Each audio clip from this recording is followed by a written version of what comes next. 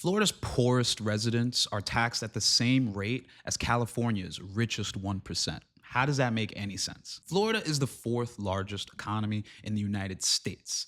And you think, okay, maybe that makes sense because they're the third largest population, but it ranks low to mid 30s in median wages. So, how does that math even work? What I'm about to show you is how Florida devalues its residents and how it's a sign of something much darker happening in the economy. Right now, 9 states have no state income tax. That's Nevada, South Dakota, Wyoming, Texas, Alaska, Tennessee, Washington, and coincidentally, these are all states nobody wants to move to. The ninth state, Florida, actually first cracked this code in 1924 when they passed Amendment 1 into their state constitution, which banned state income tax and inheritance taxes. The pitch was to attract wealthy people to buy real estate in Florida and invest in Florida's growth. Well, 2 years later, Florida's real estate market crashed. And a couple years after that, the Great Depression hit. But today, Florida operates with a $130 billion budget.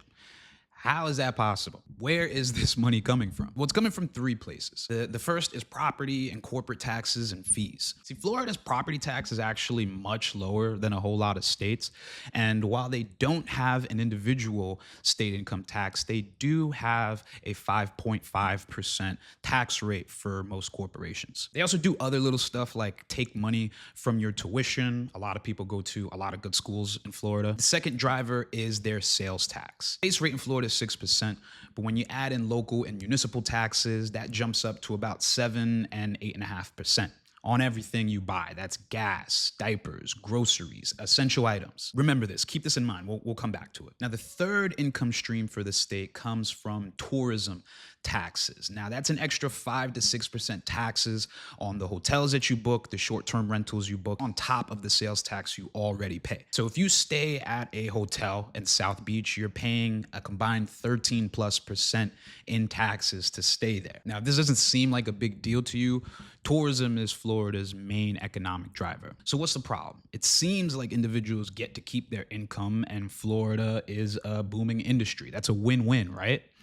Wrong. See, sales tax is what you call a regressive tax, meaning the less money you earn, the harder these taxes hit you. Let me give you an example. Let's say you're paying $7 for a gallon of milk. Expensive, I know. But that's a fixed price. A minimum wage worker has to pay $7 for that milk, and a billionaire has to pay $7 for the milk. It doesn't matter. For someone making minimum wage, that's an hour of their work to earn that $7 gallon of milk. For a millionaire who's earning $500 an hour, that only takes them 50 seconds to earn that milk. 1 hour, 50 seconds. 1 hour, 50 seconds. And that's $500 an hour. That's like the baseline of a millionaire. We're not talking about the multimillionaires and the billionaires that exist in this state. So you see how this is the same price, but it's a completely different burden on the individual. And someone might say, hey, at least it's better than New York or California with their crazy high tax rates. Crazy high for who? California has a progressive income tax, meaning the rate goes up the more you earn. The ITEP did a study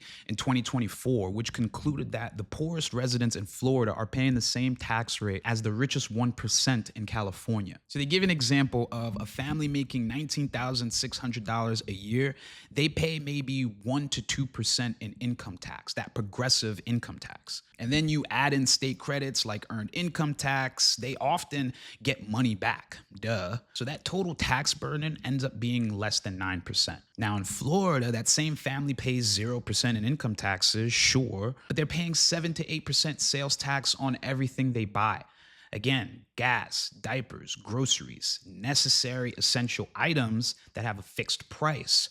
So it affects them, these things that these people need, way more than it does rich people. Now add in property tax that's baked into the rent, fees, and other costs. When you add all that stuff in, the total burden on that low wage income family is about 13%. Now flip it. Let's look at a high earning family, right? A family making $500,000 in Florida. Well, they still pay 0% income tax, but they're still paying sales tax and property tax, right? Sure, that's true, but here's the trick. Rich people only spend about 10 to 20% of their income on things that they actually need, on taxable stuff like groceries and gas. Again, fixed priced items. So that other $400,000 can go to anything: stocks, investments, real estate, all things that Florida does not tax you on, which makes their total burden about 2% of their income, hardly negligible for them.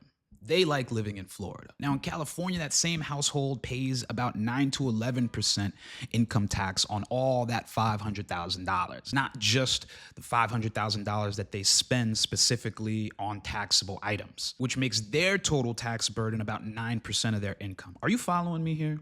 Let me know if you need me to slow down or you need me to do another video explaining this. But essentially what you see is that Florida's poorest residents are effectively paying the same tax rate as California's richest 1%. But let me tell you something, this isn't just Florida. I mentioned 8 other states that have no income tax, but it isn't just them either. This is where the entire economy is going. Since the 1980s, Reagan, Clinton, Bush, Obama, and Trump, both parties have slashed taxes for wealthy people while jacking up sales tax and fees on everybody else. And why is that? It's because the economy, they don't need you to earn more money. They need you to spend more money. I mean, just look at the pattern. Your wages have not risen since the 1970s, but your access to credit has exploded in that time. Student loans, car loans, mortgages, credit cards. We even got buy now, pay later. The economy runs on your debt, not your wages. And now, technology is replacing your labor entirely. Every robot, every AI model, they replace workers, but they are keeping you as a consumer. When you look at these policies that focus more on you spending rather than you earning, it's clear that the government only finds you valuable for what you buy, not for what you produce. And this is the great realignment. When both parties agree that workers should be consumers first, this doesn't become a left versus right thing anymore. It's top versus bottom. Florida's tax policy is not an exception. It's the blueprint. As automation eliminates jobs without replacing them, this whole thing is about to get a whole lot darker. You won't produce, you'll just consume until you can't anymore. And then what?